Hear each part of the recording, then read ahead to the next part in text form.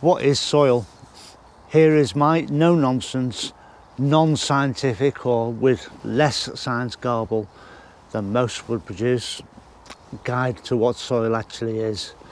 Now, soil is a composition of minerals and organic matter. Together they contain water, air and gases, and most importantly microorganisms. They're the soil life that's in your soil.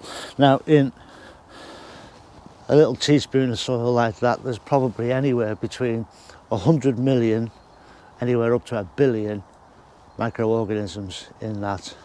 And that number is important because that will go on to the next bit when I tell you about the minerals. Now, there are 3 main minerals in soil. The first one is sand. You all know what that is, and you all know that if you rub it down on the palm of your hand, you can see the actual granules. Some of the granules in sand are bigger than grains of salt. They're of the large size. And the next size down is silt, and the particle size of that are about the thickness of a piece of paper. The next mineral after that is clay. Now, if you were to look at the size of clay particles, they are the size of a microorganism. And if you remember that bit of soil I showed you a few minutes ago just outside there, where I said a little bit in my hand, there was anywhere between 100 million and 1 billion of them. Well, that's the size of your clay particles. And that's important to know as the composition of your soil, because what happens with clay is, with water coming in from the top, it tends to wash down in your soil and form that layer, and you'll generally find that in your subsoil. It can permeate up into your topsoil as well, and when you dig soil over, double dig it and dig manure in and that sort of thing, you are disturbing the clay and bringing it up to the surface, and you get that age-old problem of gardeners where they're digging clay over in the winter when it's wet and horrible and sticky. Your boots get covered in it and your tools get covered in it, and I mean, your spade might become 3 times heavier. You've got that much clay on it. And then what happens later is, after you've dug it over, it starts to rain and those particles start to get washed down. First they pool on the surface and you get this sort of hard crust, and in dry weather indeed that starts to crack, and that's your clay particles. But eventually that'll wash right back down into your soil, and next year you're back to square one, digging it up again.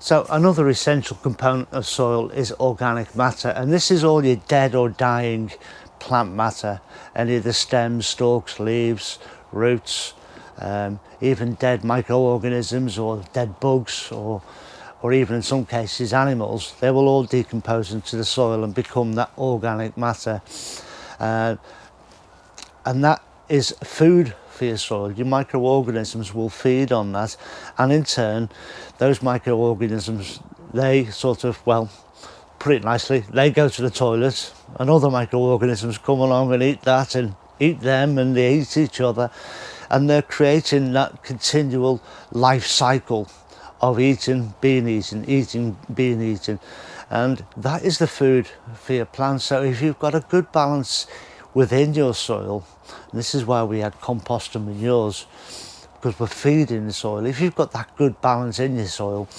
then you're going to feed your plants are going to do well.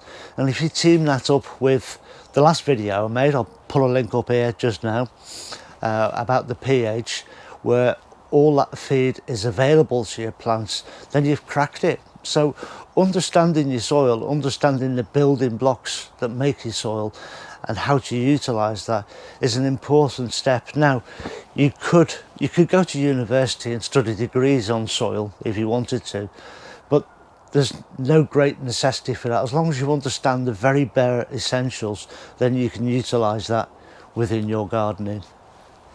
Other essentials within soil are air and water, and to some point gases as well. I mean, some plants will actually drag nitrogen out of the atmosphere and put it down in the soil. You need air because that's the basis of life, and water is too. Now, without soil there would be no life and we wouldn't be here. So that's how important this soil is. And feeding the soil, if you can get that right, and if you can get the soil balance right, get the pH right, everything thrives. including us. So this is the importance of your soil. It is so fundamentally basic, but it is so fundamentally very important as well. If you make compost and add that to your soil, what you're essentially doing is you're adding life to your soil. As the composting process takes over and the microorganisms get to work and start breaking it down, and all the other little bugs and beasties are in there, they're all breaking the soil down. The moment you add that to your soil, you're adding life to your soil. So a soil that's a bit tired, a bit lackluster, or has been compacted or not used for years, will get a huge benefit and boost from that. And it's the same with things like manure as well. There's lots of feed in there for microorganisms, and you know, as soon as you put in manure onto beds, you see that it's full of worms, and straight away that stuff's being broken down, and then everything just starts feasting and going to the toilet basically, and starts to feed your soil. So it's a good and key thing to do, to add organic matter, however that's derived, or whatever state of composting it's in, whether it's fresh leaf matter or whether it's fully composted and matured. Get it in your soil, because it will feed something and promote life within your soil, which is what you want. Now, adding compost to your soil is one of the main reasons why no dig is so good, so quick, so versatile.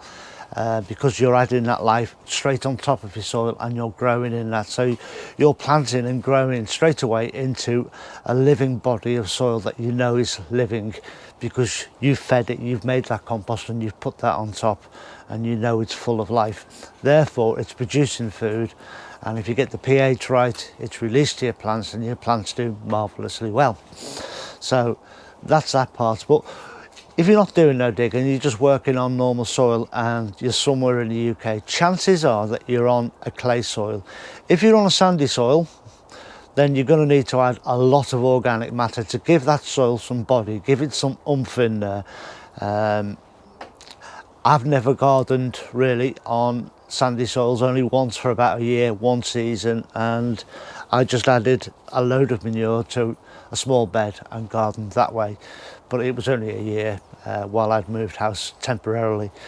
But mostly in the UK and yeah, all across the UK is clay soil of some amount, and that becomes an issue with what I've already said about the digging it over, turning it over, then the water pooling it, and then just washing the clay right back down through the soil and away again.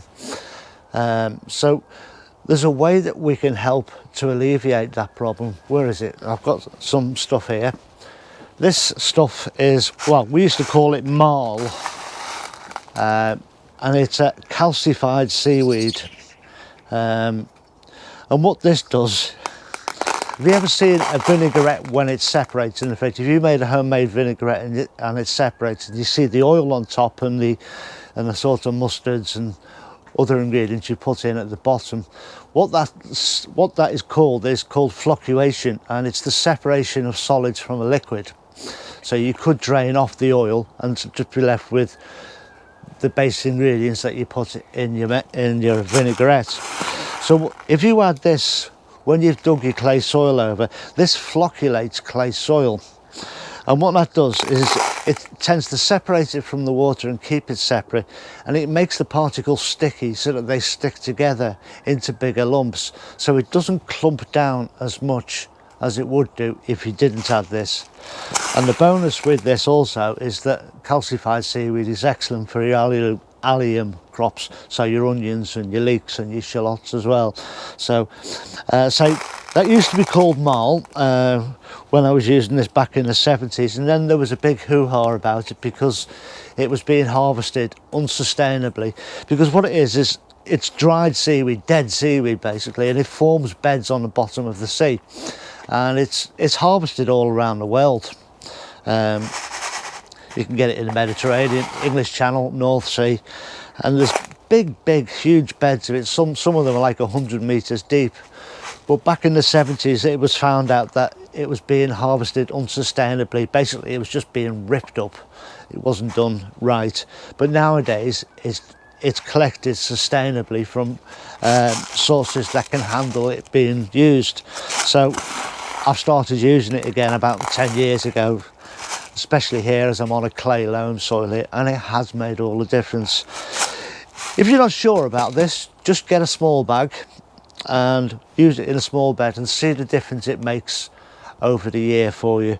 I use this on a grand scale. I buy it by the sack, and probably use half a sack a year. For every time I dig over a clay bed, I'll put a lot in just to mix it in to get it going. So I'll be using a lot more of this at the back when I develop these back area into beds. I want the soil underneath to be flocculated underneath my no dig bed, so that means that the roots of the plants can get into that tight solid lump of clay that's underneath if they need to, things like carrots and parsnips and stuff. But that's that, flocculation, and that is calcified seaweed. Flocculation. So there we are, there's my very basic guide to what soil actually is and what it's comprised of, and the importance of it, because without soil there would be no life at all, and it all stems from your soil, everything. So get your soil right, get the pH right in your soil, get the organism level in your soil up by adding compost, and you're in a good space. And next year your plants and your harvest and your crops and all those things will be so much the better for it. But anyway, that's it for today. Look after yourselves, everyone. Please stay safe, and I'll see you all very, very soon. Ta-ra now.